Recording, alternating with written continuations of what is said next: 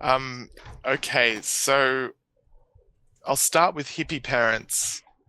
Um, Bohemian hippie parents, it basically means parents who are outside of middle class norms, arguably by choice. So to be bohemian might be to live a different lifestyle outside of um, typical lifestyle. Sometimes it's associated with being an artist or just spending time around artists. Hippie is similar. It's a similar idea. It's being part of what we might call a counterculture. So they've run them together, bohemian hippie parents. Together. It just means parents um, who are not part of mainstream parenting, or not part of mainstream society, maybe. Usually by choice. That it it usually means someone who, by choice, is not part of the middle class kind of conventional way of living. Um, So it they belong to that the that lower part. they they're they're more like outside of that Mhm, relationship because they're also people who get by without working. They're not part of the working class. mhm.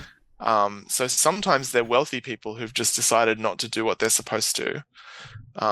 And I don't know, maybe to make art or to experience the universe or something.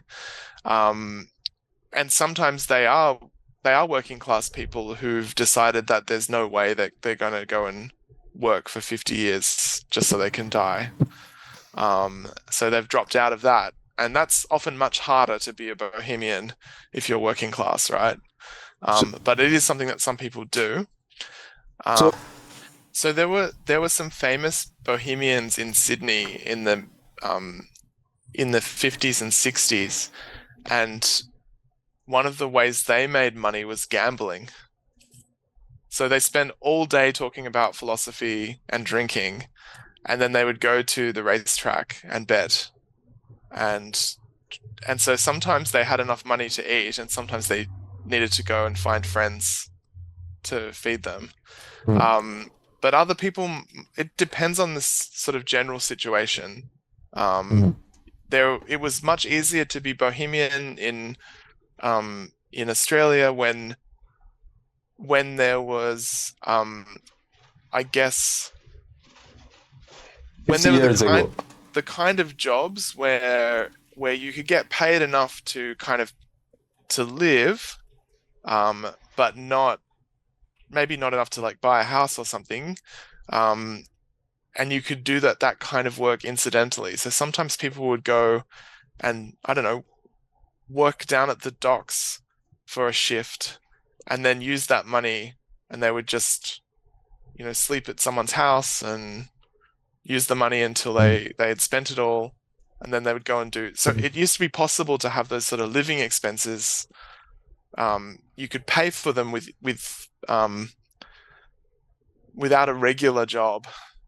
You didn't have to be constantly working. So it depends on the situation where that's possible. Also, sometimes people do have jobs, and then they talk about them as weekend hippies. Mm. Um, they have jobs, and then once they're off work, they go and do other things, maybe do drugs or make art or whatever. Yeah. Or they've got wealthy parents, or they've tried some kind of communal living, pooling resources. So I think it's incredibly hard to be like this now unless you're independently wealthy. I think it was much easier when we used to have, because you used to be able to get like welfare payments, and that it wouldn't be enough to to buy a house, but it would be enough to pay for food. And if you lived in a share house, you could share the rent. Mm. But now rent is so high, you have to have a job. Yeah. I think with this entire life versus whole lives, it's because they is plural. Mm. They have been in control their whole lives. I think while it's not strictly enforced in usage, that is slightly more correct. That if it's they, plural, we'll talk about them having plural lives, whole lives. So can we say entire lives? Yes, although, yeah, you could. I feel like that phrase "whole lives," their whole lives, Is much better. together is more common in usage rather than entire lives. Yeah, but you could certainly say that entire lives. What about this one? Why we cannot use they ask because? It's obvious, but after because we use a sentence, I think.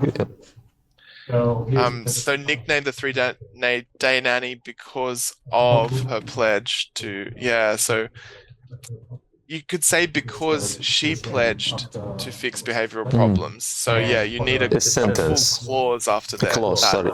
Yeah, so instead what we've got here, her pledge is a noun group rather than a full clause. That's the difference. Yeah, great. Oh yeah, as well as. So as well as is another way of saying and. Originally, a nanny, Mewes is now a parenting consultant advising couples on changing their children's behavior. Sorry, couples privately on changing their children's behavior, as well as doing corporate seminars. I think it implies that these are activities that are taking place in parallel. So she's got all of these jobs. You could use and here, but as well as maybe